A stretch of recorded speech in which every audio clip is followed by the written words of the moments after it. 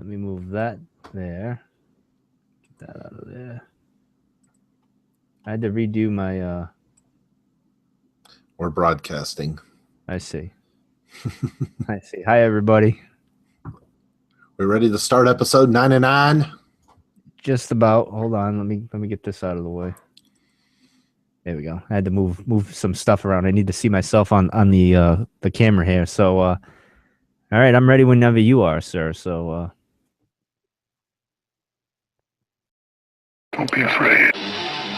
A 9-Proof Media Production.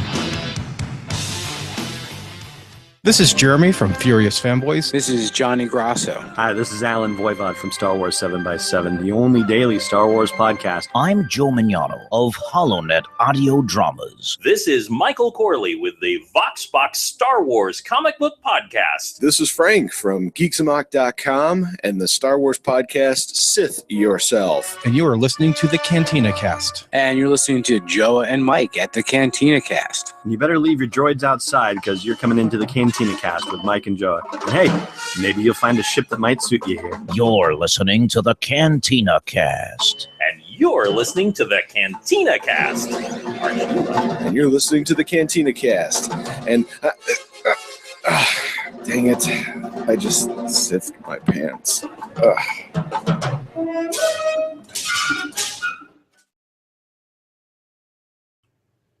hello and welcome to episode 99 of the Cantina Cast. I'm your host, Mike, and of course, I am joined by Joe. Joe, say hello to the fine folks. Hello there. All right, Joe. So we're one away from that magical milestone of reaching 100, which is amazing. I'm actually more excited that it's October.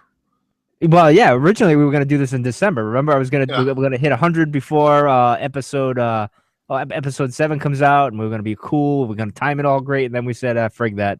We're just going to go and plow through and become a weekly podcast, and here we are now. So let's get into this, Joe. We got a little bit of interesting news on the Rebels front, which has been kind of low for a while. I mean, we've been so busy with the Force Awakens stuff and everything else. It looks like Disney, they revealed the 5th brother and the 7th sister. Those will be the Inquisitors for this season, and Sarah Michelle Gellar is going to be playing the 7th sister, which is very interesting, Joe, because it ties into that old rumor that we heard about the 7 in the Force Awakens and stuff like that. So what were your thoughts on the name choice? I guess you could say, I mean, it's not a big deal that Sarah Michelle Gellar is voicing it. I'm sure she's going to do great and everything. It's just that's not what's important to us. That's not what we do here. So go ahead, Joe.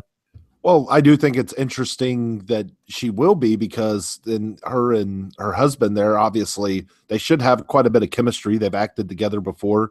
And I'm sure that, living together every day of their lives, that should bring a little chemistry to that, to when those characters interact. So I will say that for that much. As far as it's peculiar. I like it. The 5th brother, the 7th sister. It's very mysterious, and it's very, I don't know. What do you want to say? It's like, it's got a weird, creepy vibe to it, right? So, and I think that's like what we're hoping for, like more out of Star Wars, like that dark creepiness that, maybe would make it a little bit more PG-13 that we'll talk about in a minute. Yeah, of course. You got to get your little plug in there, huh, Mr. Plugger? But I think it's interesting that she has the helmet. It's kind of Vader-like, that helmet that she has on, the 7th sister. I just think it's interesting that there's 7 sisters that we know of. There could be more. I don't know. We know there's probably more Inquisitors, and then you get the 5th brother, which is interesting. I'm curious how Vader's gonna detach them or send them out and figure things out, because as she says, she believes that Ahsoka's around and stuff, and she's trying to lure Ahsoka out in the open and stuff like that. So I'm just curious. Do you think this has any relevance to what we was discussing, like that rumor about the 7 from, the Force Awakens or from Snoke, the Supreme Leader, or anything like that? What do you think? Does that, you smell anything? Does there any Snoke without fire, or what do you think? I don't smell any Snoke here. I just don't think the timeline necessarily agrees with everything. I think that you're also having to take into account that Dave Filoni actually knows something about The Force Awakens, and I'm not so sure that he does. I know that he's a big deal at Lucasfilm, but I don't know that he knows any more than anybody out there that's reading the rumors and the spoilers and he's got to and know a leaks little and more than stuff like us. that. Maybe a little bit more, little, but I don't know that he knows enough that he can base something in Rebels, and because what if it, I don't know. I mean, maybe, but yeah, I don't. It's clear in here. I mean, no Snoke here. All right, okay. Well, we'll move on to something a little more important because we'll find out more about the seventh sister and the brother and stuff like that. It'll be curious when we go forward here in a couple of weeks, actually, Joe. So Kathleen Kennedy says The Force Awakens, the saga films, will always be or will continue to be about the Skywalker family, which is like when I heard this and I just said, well, duh, we all know this. We kind of those that are in the imaginary know that that's what Lucas intended to begin with. So, what are your thoughts on this, Joe? I mean, this is no surprise. I mean, it is what it is, right? Yeah, this is another one of those Captain Obvious moments that I was talking about the other day. The first one was when everybody kept saying that the toys and the most of the footage we've seen is only from the first act of the film, and all I can think of is that Captain Obvious, or what is it, Captain Obvious? Yeah, I can just think of his commercials, and I'm like, well, duh. Like, do you think that was all the toys they're going to release? I mean, we still haven't seen Luke and Han and Leia for the toy line. I mean, come on. So obviously, these are characters that are at the beginning of the film, or whatever or some of that are probably not as important as you think they are. So in any case, yeah, no big surprise there. Are you glad though that she had said this publicly, Joe? I mean, I think it's good confirmation now. So. Yeah, I mean, it was nice. It's just nice to have the confirmation. We did reach out to a Lucasfilm employee. They said that anything can be misconstrued and then interviewed to mean anything you want. So that was a little bit of a PR response we kind of got with it.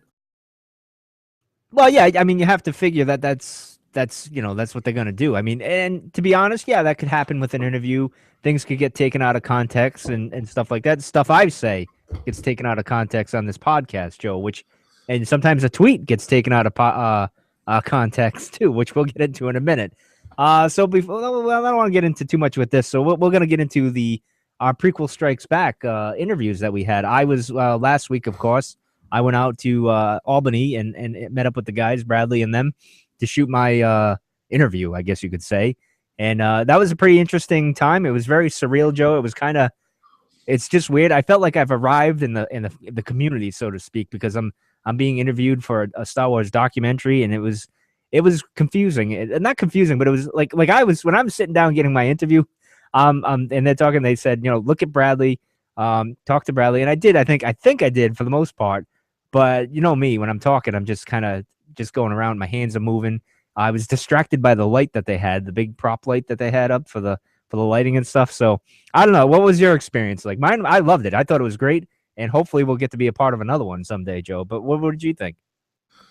Yeah, I mean, we kind of showed up. I didn't know where I was going at first. And it was kind of like we showed up to the place and it was like, okay, where are they at? What's going on? Then I see, I was like, I think that's Bradley. I actually had to look up his Facebook and look at a picture of him to make sure. Because it was like several people around. It was I won't describe the environment because it's not interesting to anybody except me. But anyway, so we met up with him. His cameraman was actually in the shower because we did this at 10 in the morning. They're on the road. They're traveling. You got to do stuff when you can do it. So I got there a little early as I usually do with things. So yeah, I mean, we talked about podcasts. He's like, who are the big shots in podcasts, Star Wars podcasting? I said, well, of course, us. And, I didn't say that. No. What big time? I thought I was pretty honest with him. I told him, we're moving up the ranks. We've got some room to grow. So, and I told him, I was like, I'll be honest. When I first heard about this project, it was all from a selfish point of view. And I told Mike about it and I said, we should get involved with this. It'd be great exposure for the Cantina cast. I was honest with him and I told him, but I said, and he laughed and I said, and we went in and did the interview. We talked before and he said, well, what are some of the things that you want to talk about? And I said, well, I've got some notes on the ring theory and ring composition here. And he was like, oh, awesome. I don't have a whole bunch on that. So it was really cool. We talked about having him on the podcast at some point down the road when the movie's closer to release and we can promote it and do things like that. And the experience was, I remembered you saying, you got to look at him. Don't look at the camera. So I asked him that. And he's like, yeah, look at me. If you start to veer away, he's like, I'll hunch over and make you come back to me. And so the first thing I did is I looked at the damn camera, but that was good after that. But after that, I looked at him the whole time, and I forgot the camera was even there. I don't know. I won't go that far. I knew the camera was there. Oh, you were hamming it up, weren't you, buddy? You were. No. I'll say I was trying to keep it like it was a conversation, but I was trying to keep it concise. He told me I was very concise, and I said, well, I mean, I know sometimes I ramble on, but. No, not you. No, you're like, rambling on now, but that's okay. I should be used to it. So, I mean, we talk about Star Wars all the time, and he asked basically just about the prequels and kind of compared it to the original trilogy a little bit and why this is good in the original trilogy and not in the prequel. So it was a lot of fun, and I can't wait for everybody to see it. And hopefully, we'll get some copies that we can give away or something on the podcast, and we'll autograph them for people if they want. Or I'm just kidding. Really. I mean, come on, seriously. I'll you know what? I'll autograph one for FedEx Tom. That's what I'll do. That's right. But I had one moment where I looked at the camera at the end because they wanted that soundbite. They wanted you that catchphrase, like that they're gonna play at the end of the movie. I'm imagining. I don't know because it's their movie or whatever. But I've seen enough film where I kind of think that's where they're going. And I kind of looked right in the camera because I was issuing a kind of a challenge to the prequel haters, so to speak. But anyway, it was a great time. I had fun. It was great to meet them. Although the funny thing is when I'm driving up to Albany and I'm waiting there and they pull up and I didn't want to bother them right away because, they just been on the road and stuff. So they went in and set up and stuff. And then I said, hey, by the way, but while I'm waiting, I'm sitting there, I'm like, here I am. I'm in a different state. I'm meeting 3 guys in a hotel room with a camera.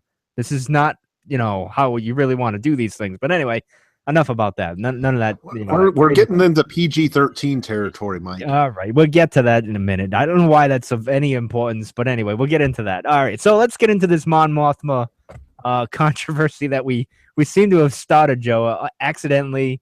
And it was taken out of context a little bit. I mean, I think we kind of, if you know us, that's not where we were going. Some people seem to think that we were attacking a female leader, so to speak, of the new alliance or whatever. The somebody say that?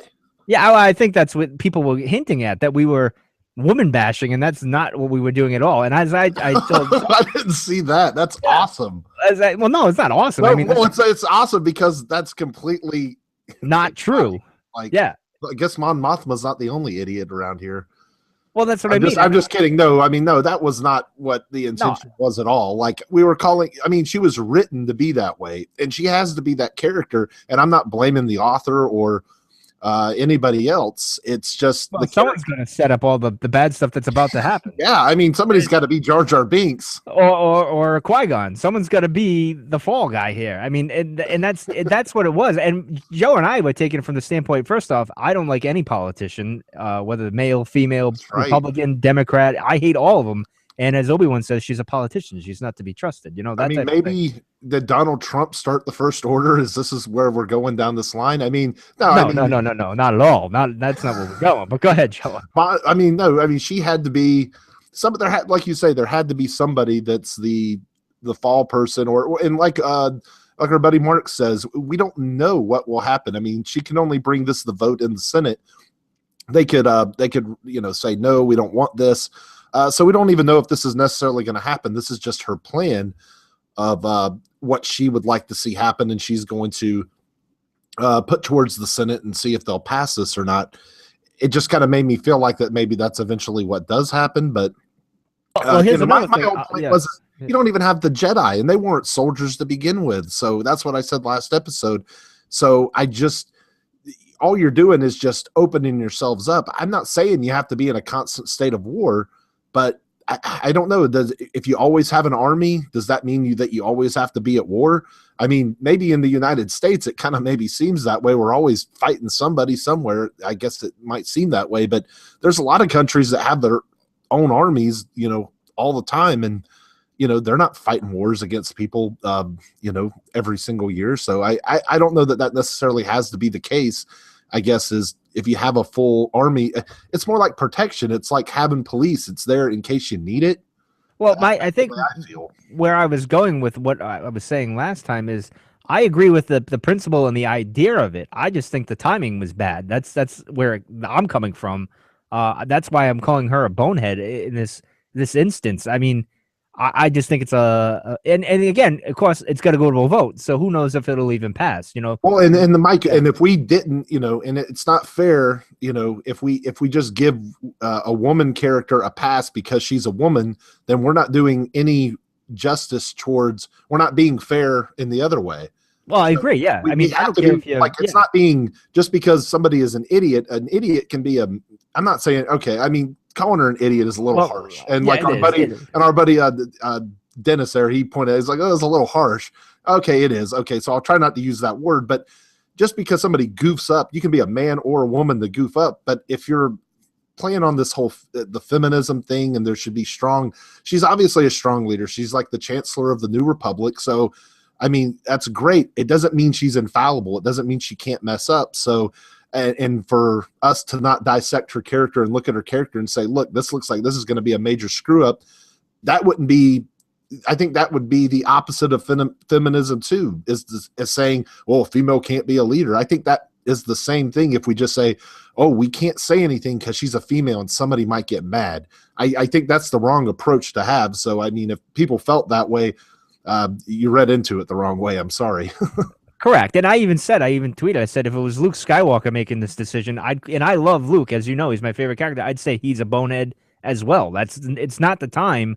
I agree with the philosophy of it. I just think now is not the time to do it. But anyway, we'll move on from that stuff. So that's where we'll leave it. All right. So let's go on to I said last week, Joe, that Dave Filoni had mentioned there's going to be a controversial character being introduced in season 2 of Rebels. Now, I had said last week it's going to be Admiral Thrawn, which I still think is the lead here. But I saw this on the internet on YouTube. Someone was talking about the possibility of this character coming back. And it goes back to us in the early days of doing the podcast, coming back and Mace being, C-3PO and stuff. So I said, you know what, maybe Mace will come back because, there is that slight chance of him surviving that fall. However, I like to think that the Emperor juiced the heck out of him, and that was it. He was a goner, just like Anakin when he juiced Anakin. At some point he was gonna die. And Anakin didn't have to fall down a shaft, like out the window and down onto Coruscant with his. Well, Anakin's suit was destroyed by the electricity. Like Luke took a lot more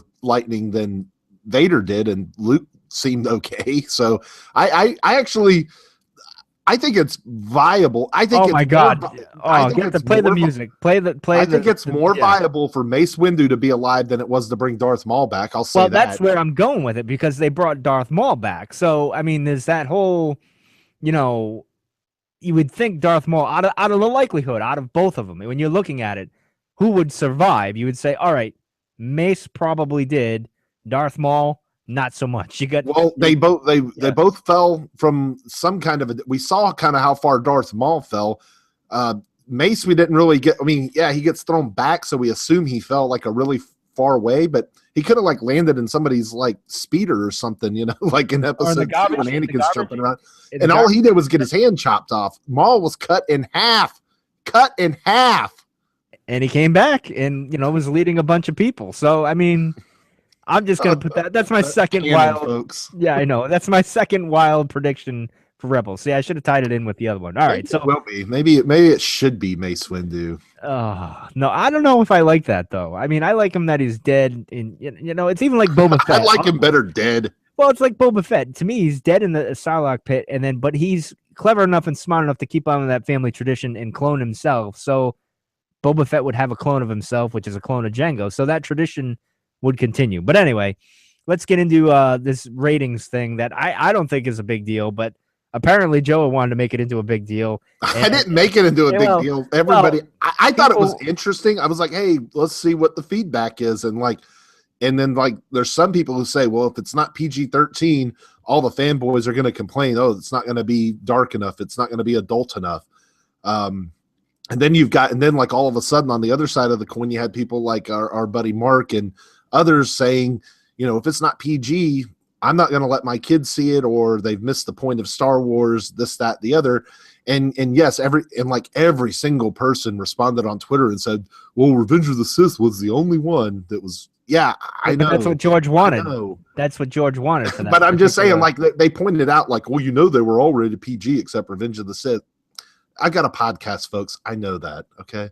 Anyway. Whoa. Look at this. You do one film documentary and you think you're big time now. A guy called me cocky at work the other day. And like, that was like the last thing. That's like, really. And it's like, look, if I'm going to be called cocky, I'm just going to be it then. Like, I'm not going to be called something and not be it. You know what I mean? So I may as well just do it. So now you're the Han Solo. I'm just kidding.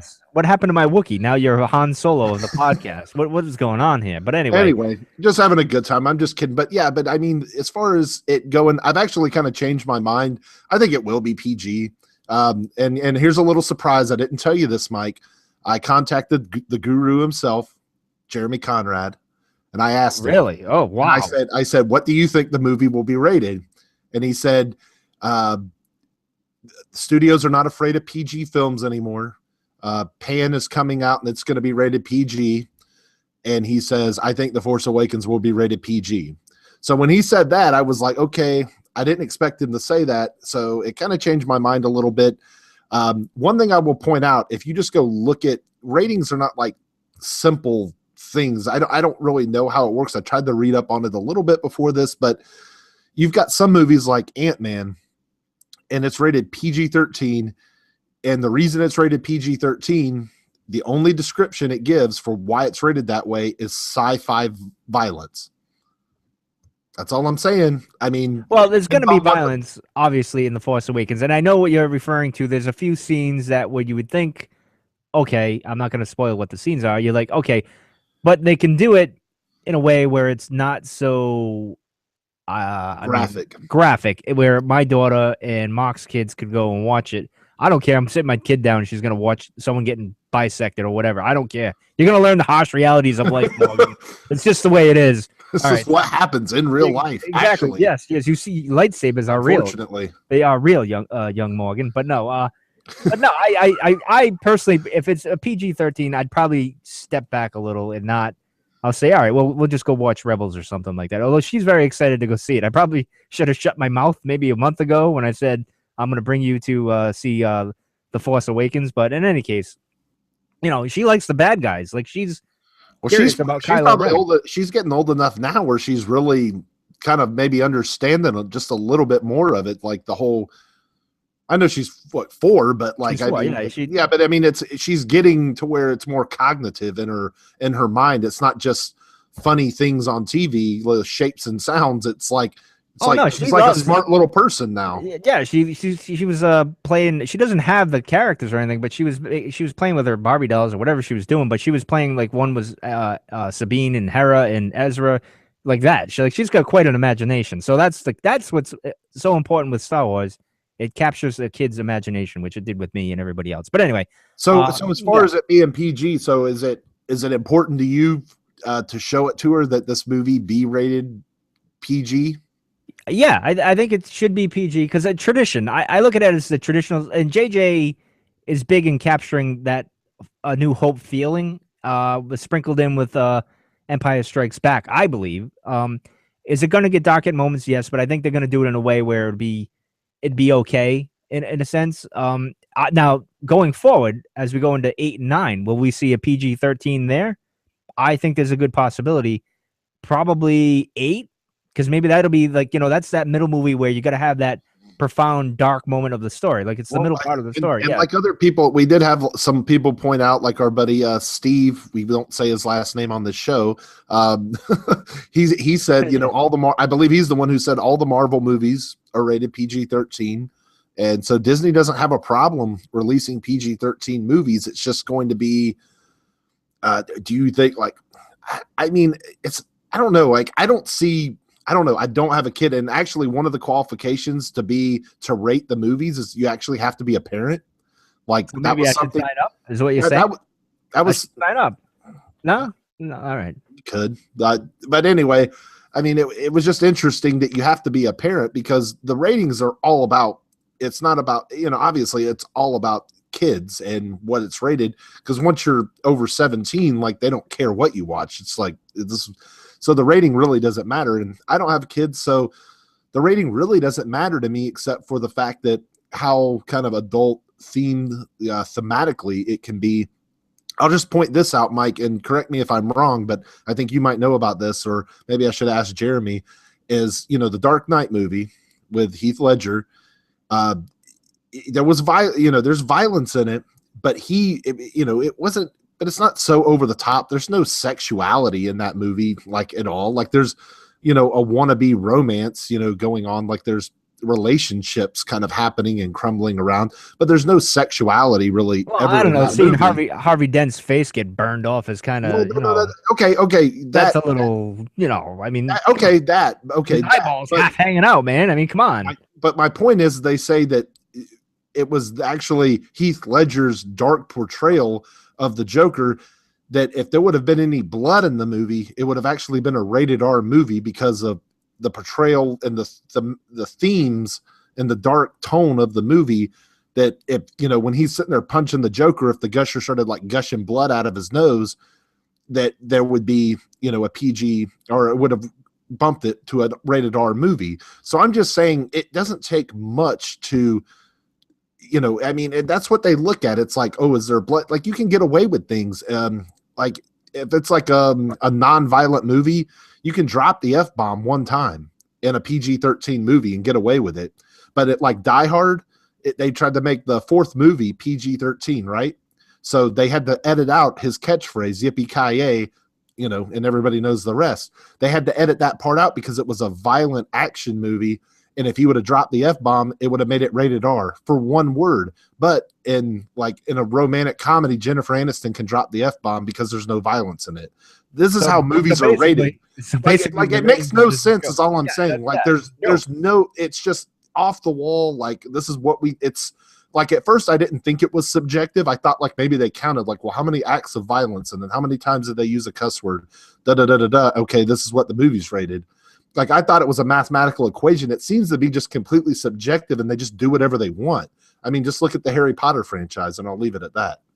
All right. Well, we're going to move on to the PG because I don't think it's a big hoopla as much as it. I was very surprised. I don't think it's a hoopla. I just was very surprised by all the feedback that we got off of this because it was similar to what was happening last week with the whole name thing that Lucasfilm wanted to know. What do you prefer? Anthology, a Star Wars story, Chronicles, and every other freaking name that you could think of for a spin-off movie. But in any case, we'll move on to Cantina patrons, and now this is a special one. This is just Johnny Grasso, the legendary Johnny Grasso. We were supposed to read his email a week ago, but he sent a long one. We had a lot of feedback, and I thought we'd give him the spotlight, Joe. So I'll let you read it if you want to. It's up to you because this is a long one. I don't want to butcher this. You're better at it than me. So by all means, am I supposed to read it in a voice or something? Well, yes. Well, this is the other thing. I'm very intimidated, Johnny Grasso, to read your thing because Randy Gudiche does it the best because he does that accent. And granted, I have a New England, Rhode Island accent and it sounds very similar, but Randy just does it so well. I can't do it. And we tried to, but anyway, Joe, read the email and you can do it in the Emperor if you want. I don't know if you can do the whole thing in the Emperor because that's a long, long email, but go ahead. Hello, Mike, Joa, and Becca. First off, I apologize for not writing in nearly as much as I should. Between the chicks who dig me, grad school, writing to other podcasts, and my now recent indoctrination into the MakingStarWars.net family as a writer with my own segment on Now This Is Podcasting. Ding. I do not have a ton of time, but I am going to try more often. For those who do not follow us on Twitter, you should. I am Johnny_Grasso14. Mike and I were chatting, and he thought Arlo aka Randy, I don't know how to say your last name. It's Laguche. Might read this email in the Johnny Grasso voice, but instead I got stuck with Joa reading it in this crappy, tired emperor voice for the Cantina cast.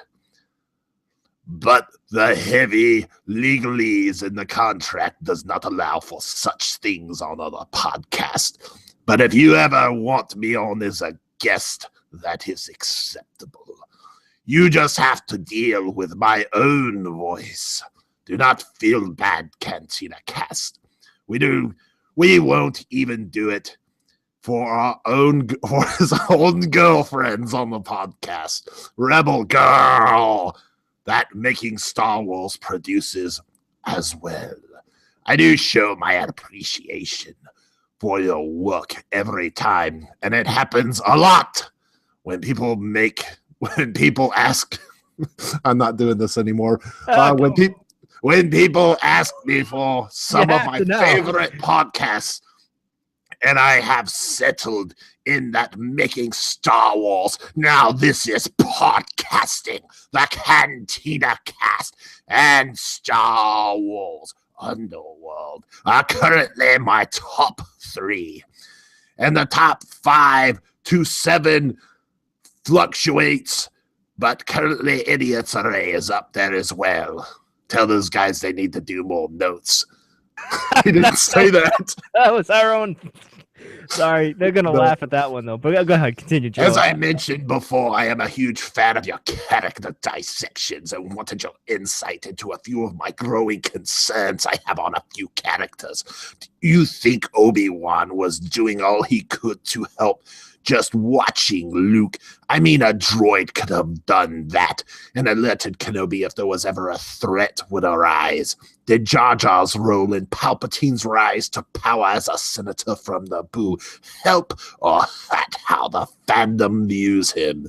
And finally, the more I think about Ahsoka, the less I feel she had what it took to be a Jedi. She's a loser. She lied to Anakin about going on a mission. She made Plo Koon lie to cover for her. And finally, when she left the Jedi Order, she took the investigation into her possible crimes personally, despite the fact she knew there was evidence, valid or not. And her master Skywalker begging her constantly to come back and fight the charges. After it was all said and done, she took her ball and went home and blamed the Jedi when it was others setting her up. I find her lack of maturity and lack of respect for the galactic laws process disturbing.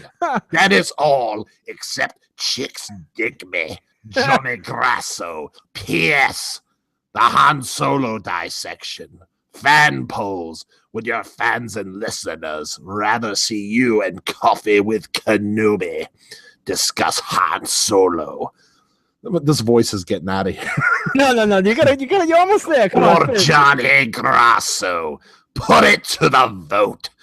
What say you, Arlo and Jason the Ward? P.S. More Becca on the podcast, please, because she digs me. Ask her. She digs me. Oh, that was. I couldn't have done something like that. Wow, I got to give you credit for. I lost the voice after about the first 2 sentences. To be honest. Well, it was good. It was a little bit of flair. I got to give you credit there. I don't know if that beats Randy's voice, but we'll put it to a vote, and Johnny can make a decision there. But anyway, let's get to his points here. First, do you think Obi-Wan could have been doing more other than what? He does make a good point. A droid, and of course, when we write the Obi-Wan spinoff, Joa, we'll have the droid watching Luke while he goes off and does the mission that we want him to do, right? Sure. Sure. That's I get a sure. Yeah, all that's all Ashley ever gets is sure. I guess a droid could have done it, but I felt like he wanted to do more. I think it was Owen who told him to get lost, right? Yeah, that grumpy old bastard. Yeah, he was he ruined a lot of things. You know what I mean? But I think Obi-Wan. You know, we kind of touched on it last week when we talked about him in the hut. You know, he's got to do more than just sit around the hut and play with his lightsabers. You know, Oh, Lord. I know it's like we jumped the shark there. I mean, we went. Well, every time I think of Owen, I just think of that line from Ghostbusters. Man, it smells like barbecued dog hair in here. Never mind. That's Sorry. just a little. That's disgusting. But anyway, all right. So what about his second one here? What do you think? Did Jar Jar's role in letting Palpatine rise to power? I think it actually helped in a way because it sets up. People got to see he's more playing the fool, as in the symbolic essence of it. He's the fool that gets played, and he puts the guy in power, so to speak. Do you agree with that or no? I mean, as far as like in the movie verse, like I think it helps his character, like just because he just wasn't just comedy relief. I don't think that it hurt his character as like, oh wow, I hate this guy now because he helped Palpatine. I don't think people view Star Wars in that way necessarily. Like I don't feel like Palpatine is necessarily like a hateable character. I feel like you love to hate him. You know what I mean? Like he doesn't like, he's not like, oh God, I can't wait till that guy dies. Oh, he makes me so mad. Like I don't feel like that's like the thing around Palpatine or Vader. Like it's Star Wars is good about that. Like you love the bad guys. So no, I don't think it hurt or helped Jar Jar. Like as far as like a fan approach. I just think people didn't like him in episode 1 and they were like, well, I don't want to see this guy. So they're like the prequel haters themselves. They just weren't going to change their mind at all. Although I think that's changing as time goes on, but it was just like, it was almost like George just like, look, okay, you didn't want him in the movie as much. Okay. Like, but I can't just not put him in the movie at all. Cause like, that would kind of be like a defeatist attitude about it. Like, George isn't going to do that. He's not going to say, no, I'm going to put him in the movie for like a minute. And like he's not going to annoy you, but he's going to have like this important role. So see, like he was important the whole time, and you guys didn't give him a chance, type of thing. Which whatever, you can think about that what you want, but yeah, I mean, no, from like a general fan perspective, I don't think that people love or hate him based on his role in creating the clone army or anything like that, or giving the Chancellor all the powers. The power to do it. Well, I'll say this. I think as we get older, like us, and we do our character dissections and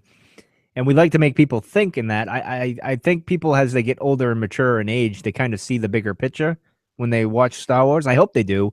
And they're not as harsh. I'll let you can criticize Jar Jar, but look at the bigger picture and stuff like that. But anyway, I also want to say you can learn more from Palpatine than you can Yoda. I'll just leave it at that. So on to Ahsoka, Joe. Now, what do you think of his? Now we were picking on Mon Mothra, and here he is. He's going full out on the fangirl's favorite here, Ahsoka. What do you think of this? Yeah, I'm not so sure I necessarily agree with this. It's been a while since I watched this arc, and it's one of the best arcs in the Clone Wars. I really need to go back and rewatch it here sometime soon. Well, as you called her after we watched that, you called her a vixen, right? Is that what you used? I believe. Do you go back and listen to that? I don't know. Go back and listen to that one. Yeah, we've done 99 episodes. I can't remember what I said 5 minutes ago. So, all right. Well, what's your point? I just feel like I mean, okay, yeah, the Jedi kind of hung her out the dry. I think they did that, and I mean, was it their fault necessarily? Were they the ones trying to pursue the charges? No. Did they stick up for her? No. So, I mean, I felt like obviously for story purposes, she had to walk away so she didn't get, killed during Order 66. You had to have a right away for that, a way to get out of that for her. But from a story perspective, I don't blame her for walking away. I mean, this is the problem with the Jedi. This is really, and it helps Anakin's character. Yeah. It helps his fall because she's like, I can't trust the Jedi. So like, it really lends to his perspective in episode 3. Well, the Jedi, they're evil. They're doing things. So it really kind of helps episode 3 with her story arc. So I don't mind it at all.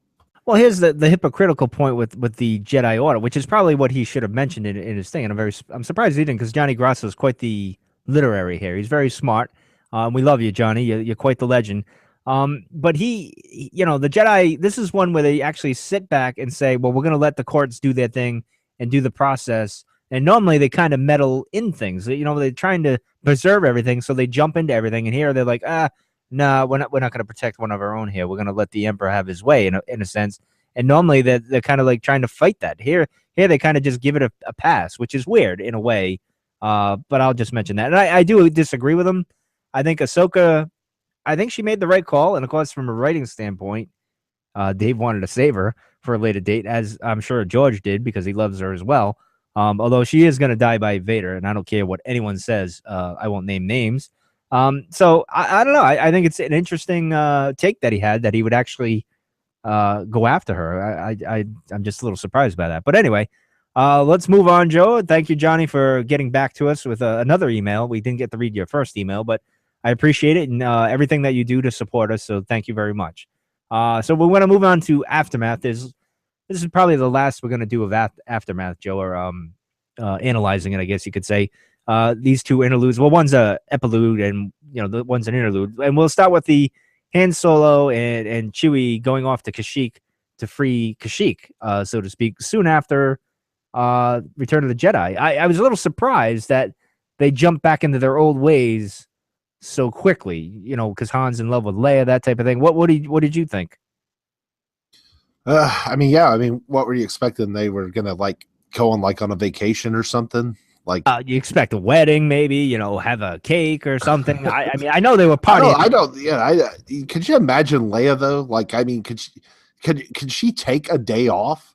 Literally, no. Do you think she could? Is she the type of person she couldn't? She's like a workaholic. And it's that's why maybe they didn't have a kid in the that's going to be in the Force Awakens, because I mean, who has the time? Like Han says, we don't have time for anything else. I mean, I think that's her motto, really, because it's she's like, I don't have 3 minutes. I got work to do, right? So, yeah, well, or did maybe they, have a Poe Dameron parents moment the night of on Endor there. I mean, just I'll throw that out. Just all the there's just all kinds of conception going on that night, right? So, well, that's what I mean. Is that when all the it was in the air.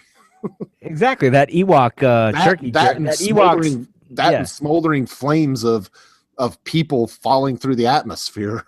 Yeah, well, and from funeral pyres and everything else, that stormtrooper jerky that they were feeding everybody that no one realized. There was that line in the comic that people didn't realize was. Well, yeah, in my theory that Vader's body didn't disappear right away, and that Luke was actually cooking dinner for the Ewoks. So that's just disturbing. But anyway, well, I mean, this is obviously we're going to see something at some point that Han and Chewie go and go to Kashyyyk. I don't know if it'll be in comic format or what it'll be, but it's just interesting that they would do that. They would go back to try to free the Wookiees. So I guess in one way though, he's doing what Leia would probably want him to do, is go and take care of Kashyyyk, because I mean that's what she's doing in a way. She's trying to free the Republic, I guess, from tyranny and everything, and so to speak. So isn't that what she'd want? I mean, an opportunity came about and he went for it. So I don't think that's a bad thing, no? You? Oh, obviously it's a noble cause. Chewie's always been there for Han and going on all the missions and everything else that maybe doesn't necessarily concern Chewie, even though sometimes I think Chewie cares about what's going on and what they're doing. I believe he thinks it's right. But I think that, now Han's like, okay, well now it's time to, do something for you and your kind, and go free Kashyyyk, this and that. So I mean, obviously, yeah, I mean, it's the right thing to do. Any time you can free, and they're probably like, look, I mean, there's probably a lot of worlds that still need, help here, but it's like, where's the top of the list? Your personal preferences are going to come to the top of the list, and I guess going back to politics, right? Well, yeah. Do you think Leia would get mad? You know how she gets annoyed with Han. Do you think she would get mad that he went and freed? Because it's Chewie. You got to give Chewie a pass in freeing his people. No, I think. Yeah, go ahead, Joe. I don't think she would. I think she knows. Look, I mean, you got to do the right thing. You got to do right by. We got to do right by everybody. Like I say, I think she would expect him to, not go away and never come back like he was planning. That's why she used to get annoyed, because he was going to leave and he was never going to come back.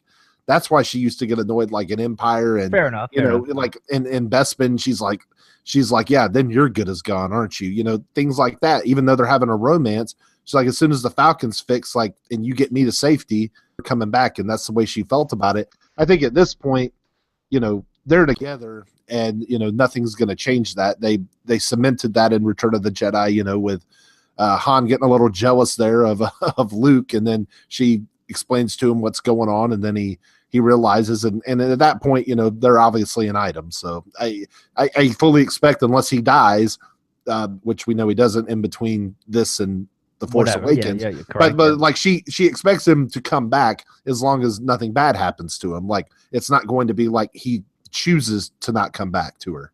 Well, hopefully he doesn't become a deadbeat dad like her father. But anyway, let's get on to the epilogue here. Whoa! Well, Anakin was technically. Oh! I thought you were talking about Bail. I was like, the dude. No. It wasn't his fault. No. Wow, maybe he's blown up. Now Maybe that's a he's not. question for you. Like, if you don't know about the kids, can you be a deadbeat dad? I guess technically, yes.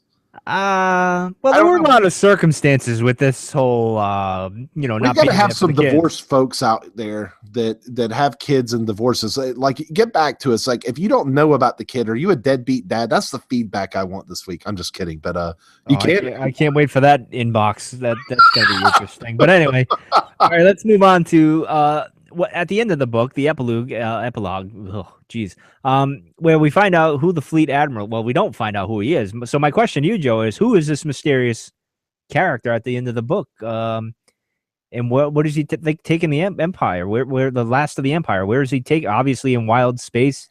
This always just reminded me of going back last week when we talked about Terrace and the acolytes of the Beyond. And we brought it back to Knights of the Old Republic, and obviously Terrace has been canon. Some people pointed that out on Twitter to us, and I know it's been on in the Tarkin book and things like that.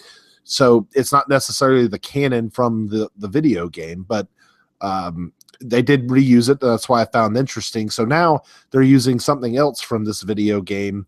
I'm not saying they're using it intentionally, but it just reminds me of when Revan left after the original him and Bane. I mean, not Bane. Him and Malik. They go off into wild space and stuff. Yeah, they go off in the wild space. They meet some kind of an emperor, or the dark side emperor. Blah blah blah, and then they come back and they're on the dark side. And then when after you beat the game or whatnot, then he goes back and he leaves again. You find that out like in the second game or whatever. And but he goes and he leaves again, and he goes back out there, I guess, to find the Emperor, to find out what the real plans are.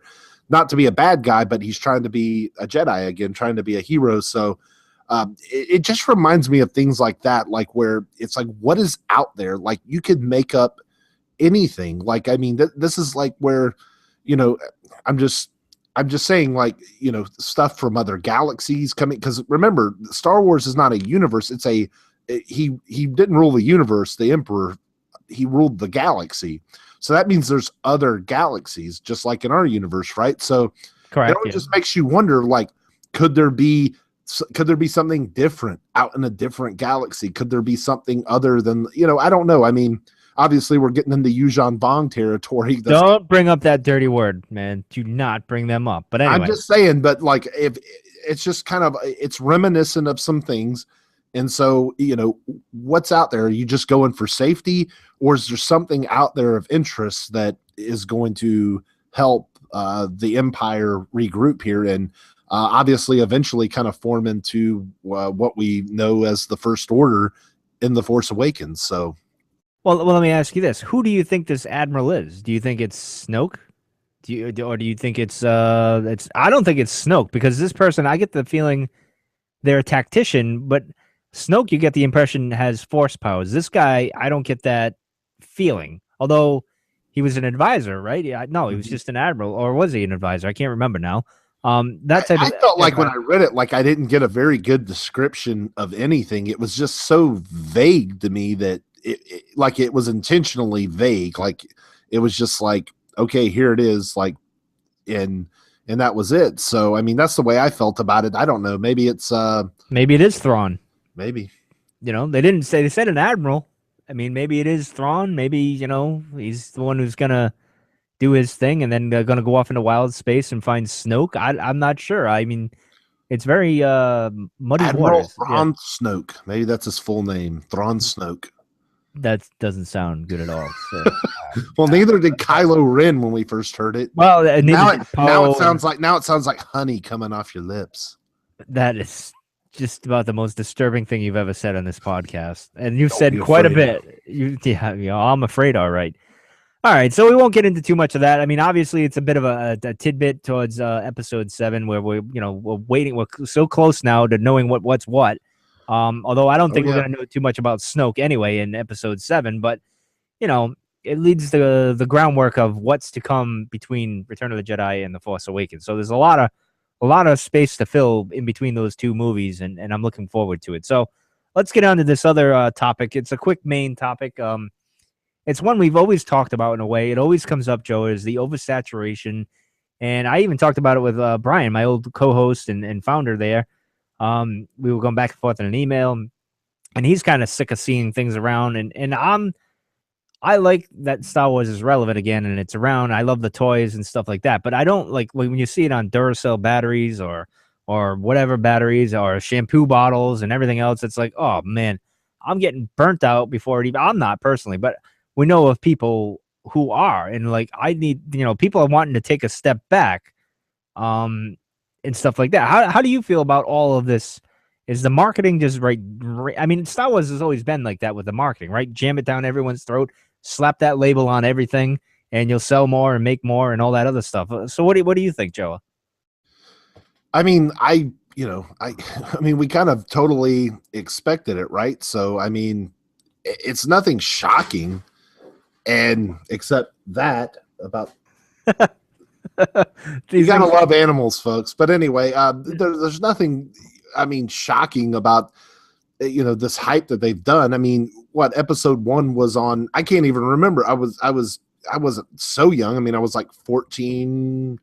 No, I was older than that. I was like 15 or whatever when episode 1 came out. But I just remember, Doritos and Pepsi. Remember the Pepsis that had all of it, like every character, and I was like trying to collect all of them, and I was like, like, I mean, it's what it is, but I mean, it's like, I don't know. I mean, and we saw, our buddy, we'll mention his name. We're not outing him here. He spoke an opinion of his, and I'm sure he wouldn't mind if we mentioned him. Rob Wainfair of the Bearded Trio, and he kind of said that he wants to take a step back. He said, "I'm going to go pull out the Spielberg movies that I've never put away," is how he put it. But he said, I'll still post the official news because that's what I do. I run a website. I run this, do the Facebook page and all that.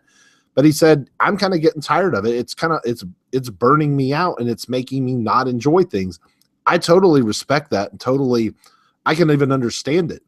But at this point, it's hard for us, Mike. If one of us was getting burnt out, that'd be a dangerous situation for us, because it's like, oh, I agree. What are we gonna do? Like we almost have to almost not want to get burned out. Like, even if we feel burned out, we're like, oh God, this, that, the other. But I think we're talking about like not so much Star Wars in general, or even talking. I think me and you get burned out over like the rumors that we read. It's not the market, which not everybody's into, but we are. But it's the marketing that seems to be what Rob was talking about. So I'm just wondering, and when we get some feedback on this for episode 100, which hopefully everybody will write in, and we'll make it a really special episode. So, but are people getting burned out on this? Are they, it's on SpaghettiOs and cereal, and that's what I mean. That just drives me nuts. It's like, all right, I get it. And you almost, they're going to do it. I mean, that's just marketing. That's how it's going to be. But you as a consumer, you just got to kind of look past it and just go on. I mean, but Star Wars, this is different than any, I mean. Oh, it's a different animal, as I've always said. The Avengers comes out, and sure, stuff has the Avengers all over it, but not like this. They're not on SpaghettiOs. They're not on Duracell batteries. Not on every time you turn the corner, I was in CVS and all of a sudden Kylo Ren was staring me in the face. He was selling me batteries. Like, I'm like, what is going on here? Did you buy them because it's Kylo Ren? I'm just curious. Well, no, I looked at the package and there's nothing Star Wars even on the battery package. It's just the display has Kylo Ren on it. Like, just because their big cardboard display has something Star Wars on it, like I'm supposed to buy the battery? I mean, what is this telling me? It goes with the Star Wars Kylo Ren battery operated? Yeah, it goes with, I want my battery operated Kylo Ren. It goes with all the toys. You got to get those batteries for the toys. But, you know, I don't. Well, maybe that's the problem with his lightsaber is that it's battery operated. That's what it is. It's a little battery, you know, that wire that goes to the thing, and it's just, you know, it's homemade. You use those. You threw a couple of batteries in, and it's just not, you know, you got to get. I think I might have sold them the parts at Home Depot last week. That's what it looks like, that lightsaber. But what I'm getting burned out at is all these, you know, we like the spoilers and everything, and I think most of them have been reported. And I know some people sit back on some stuff and waiting to do it because they're in a dry spell right now, so they're going to post things. And some people are just making crap up just to get the hits, and that drives me batty. And it's just like, oh, all right, you know, even the guy who loves spoilers, and thanks to Jason the Ward for getting me addicted to all that stuff. You know, I even have to take a step back but the beauty with our show, Joe, is we don't rely heavily on the news. We kind of try to come up with, you know, thing with the feedback, you know, with the listeners, and we try to come up with a character dissection or something like that. We try to do something other than news. We can't do the news anyway because Jason does it well, and he's his hands on the pulse. We're not. I'm in Rhode Island. You're in Indiana, and we're not close to the action, so to speak. So we can't do that type of thing. So we just do what we do. And I think that saves us from getting completely burned out, because what if we were a show that was just doing news and stuff like that? I think you and I wouldn't have gotten to 100 episodes. I'll just leave it at that. Well, not that we've gotten to 100 yet. We're a week away from doing that. I mean, things could happen. I could get into. I still got to drive to work 5 more days. We don't know what can happen. Exactly, things could happen, and it's bad, you know. But I think we're safe, Joe. I think we're good. But anyway, any more thoughts on this, and then we'll. Well, one thing I guess is kind of, maybe it's a little bit of a tie-in. It's a question I had, and just basing it on some rumors I've seen. And I'm not going to repeat those rumors, but it's, what could happen in this movie?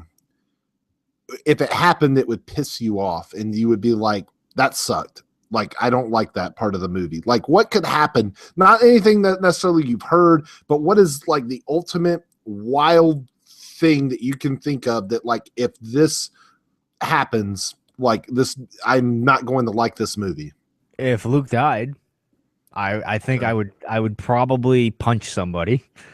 So whoever's sitting next to me, you might, if this happens, I would just leave. Not that we've ever heard that rumor. Like, honestly, no, I haven't. Never heard that rumor. I'm just going for the, like, complete, like, you know, I waited 30 years and you kill my favorite character in like the first 5 minutes of the movie, and now he's a Force ghost, and that's fine. You can do that in episode 12, but you're not doing it today, right now at episode 7. I would be completely pissed. That would just throw me for a thing, and you'd probably be the only host of you'd be the host of the Cantina Cast with somebody else. It wouldn't be me probably, but no. You can do it as a Force ghost. Yeah. You killed yourself. Yeah.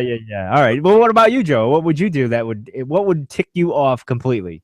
As much time as I've invested into the actual actor of Adam Driver, if he becomes Darth Maul, the bad guy of the week, as you call it, if Kylo Ren dies in this movie, you guys might want to turn the podcast off, because you won't be worried about rated PG-13 or rated R. It's going to be NC-17 in this place, because I will. Why, you're going to strip naked and just start yelling like he would on girls? Is that what's going to happen? Is that what you're going to do? I could see that. But anyway. No, I would. I would not be a happy camper, because I just, you know, learn from your mistakes, learn from the mistakes of the past. Like, don't kill off. And in my opinion, he's such a good actor. Like, you need to keep around the good actors in these movies, especially, you know, science fiction movies. So the guys who can bring out the drama, guys and gals, keep them around for as long as you can. I'm not expecting him to live through the whole trilogy, you know, by the end but don't make I just don't want to see another bad guy of the week. I don't want okay, well, now we just got to wait and see what Benicio del Toro does, you know, like, there's room for plenty of bad guys on the screen. In this movie alone, we're going to have Phasma, Hux, and Kylo, and apparently, Snoke has some. He's going to be in the movie at some point because we hear his voice in the trailer. He's been introduced. Andy Serkis shot scenes for CGI and different things, so he's apparently going to be in the movie on some level. So, that's 4 bad guys that have a lot of backing power as far as the actors behind them: Serkis, Driver, Gleason, and Christie. So, there's plenty of room for a lot of characters. That's what Star Wars has always been, as an ensemble. So I would just refrain from killing them off. And it would take me a while to get over that if that ended up happening, but so yours hopefully it won't. It's like my reaction to Luke. I would be, I'll even say this, a second agreeing with you is I think it would be a waste to kill anyone really at this point.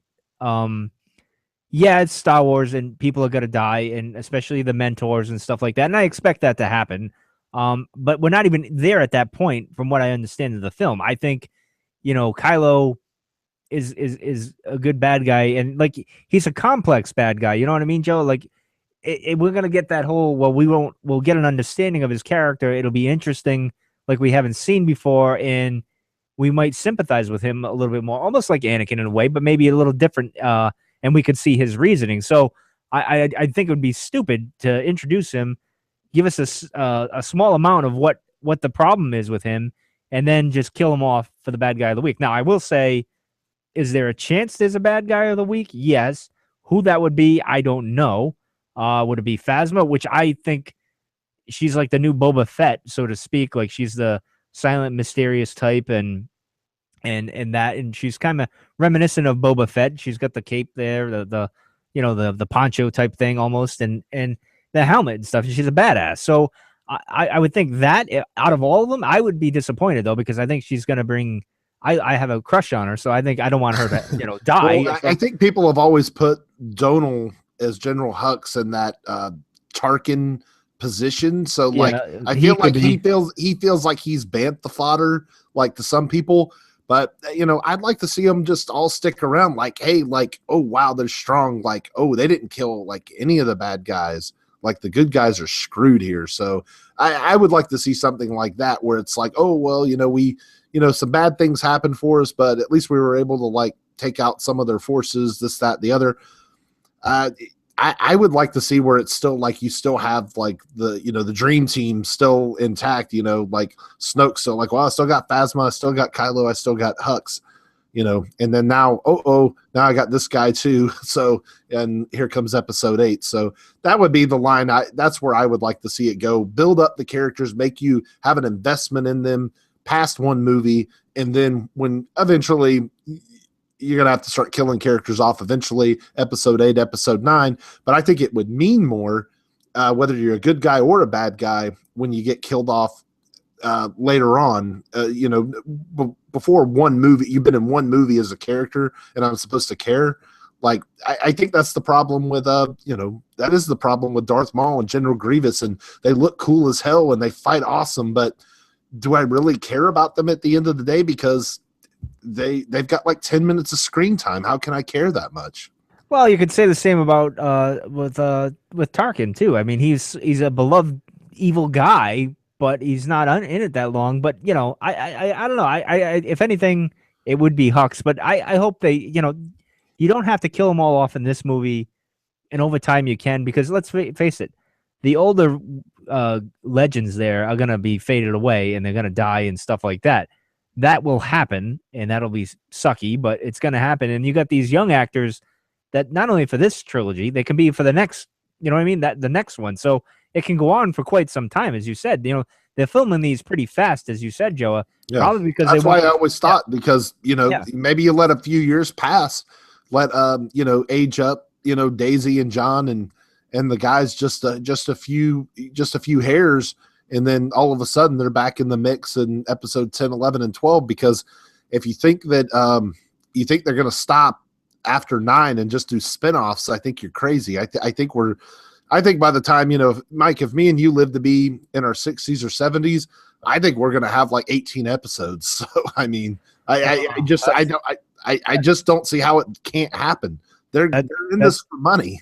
That's a lot of podcasting we got to do. Can you imagine us as 70-year-olds like talking about Star Wars podcasting? Well, back in my day, this is not how we did Star Wars. That type of thing. Yeah, but, we would be like we would turn into like the prequel haters. Like we would be exactly. like those guys. We'd be like, well, the Force Awakens was way better than Episode 15. Did you see that performance of that? They brought Jar Jar back. No, anyway. But anyway, let's end the show, Joe. We've gone on long enough, and we thank everyone for listening to us. But tell them where they can like us, find us, and all that good stuff. Yep, Facebook.com/The Cantina Cast, at The Cantina Cast on Twitter. And again, get back with us on the feedback, as far as what we talked about tonight. We talked about some polarizing things here tonight. So hit us back on those things, whether it's the rating of the movie, whether it's are you getting burnt out on Star Wars or anything else that that we talked about. Get with us and send us a linked email. You can get Mike at thecantinacast.net email. Joa, it's JOAO at thecantinacast.net. www.thecantinacast.net. All our fabulous bloggers, the Idiots Array, and find them at Idiots Array Pod, and check out their podcast. We produce it, we edit it, and they do the show and do a fabulous job for us. So even without show notes, iTunes, guys, without iTunes. Hey, we did get a review on iTunes, so thank you. Hey. Thank you. So we need more of those. Keep bringing in the iTunes reviews and. Whoa. That's it, Joe. That's it. When I start stumbling, just end it. Yeah, I am. All right, we're done, folks. We'll see you next week.